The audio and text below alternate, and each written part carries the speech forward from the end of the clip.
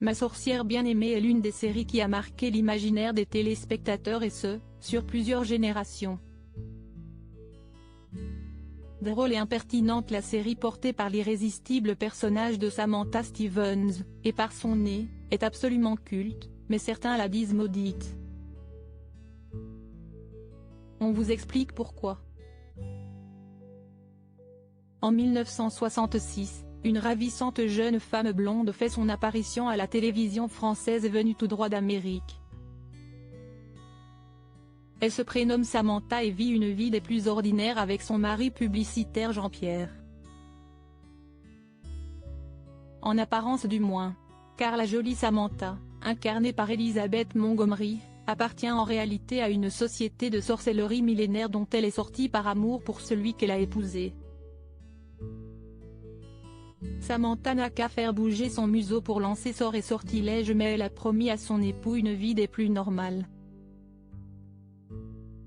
Si est sans compter sur Tabitha, la malicieuse fillette du couple qui se fera un plaisir d'user du don de sorcellerie hérité de sa mère, déclenchant ainsi nombre de catastrophes. Il ne faut pas compter non plus sur Andorra et Maurice, les parents de Samantha, sur la désastreuse tante Clara, le docteur Bombay, ou sur l'espiègle Serena, la cousine de Samantha, pour faciliter la vie de celui qui refuse l'usage de la magie entre les murs de sa maison.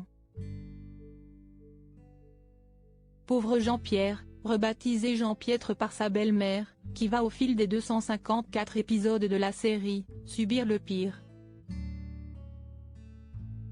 Sous l'impulsion de la terrible Andorra, l'austère mortel va tour à tour se transformer en singe, en chien, en bouquetin, ou en perroquet, perdre l'usage de la parole, se mettre à parler espagnol, ou se désintégrer, obligeant Samantha, sa sorcière bien-aimée, à faire bouger son joli nez retroussé pour remettre de l'ordre dans leur vie.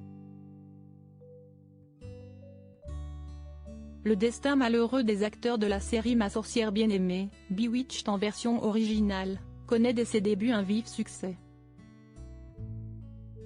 Démarrée en 1964, la série s'arrête finalement en 1972 mais connaît au fil des ans de très nombreuses rediffusions qui en font aujourd'hui un programme culte connu des petits et des grands. Aimée de tous, la série a en tout cas la réputation d'être maudite, comme la franchise cinématographique de Poltergeist. Les comédiens principaux sont en effet tous décédés autour de la soixantaine. Dick York, le premier Jean-Pierre, a été gravement blessé au dos sur un tournage antérieur à Ma sorcière bien-aimée. Le comédien qui souffre terriblement est contraint à abandonner le rôle, laissant sa place à son presque sosie Dick Sarge, qui était d'ailleurs le premier choix de la production pour Jean-Pierre.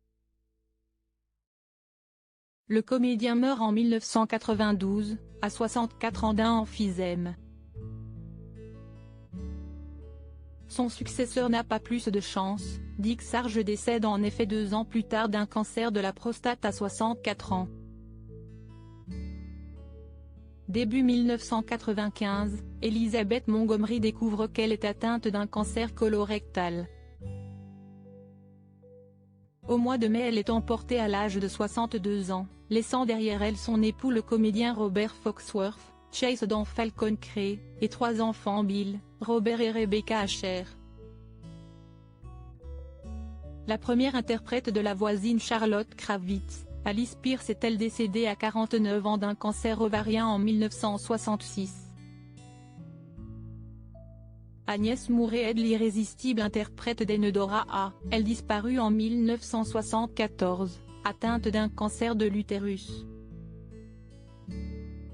Restent en vie aujourd'hui Erin et Diane Murphy, les jumelles qui se sont un temps partagé le rôle de la petite Tabitha. Elles auront 59 ans le 17 juin prochain.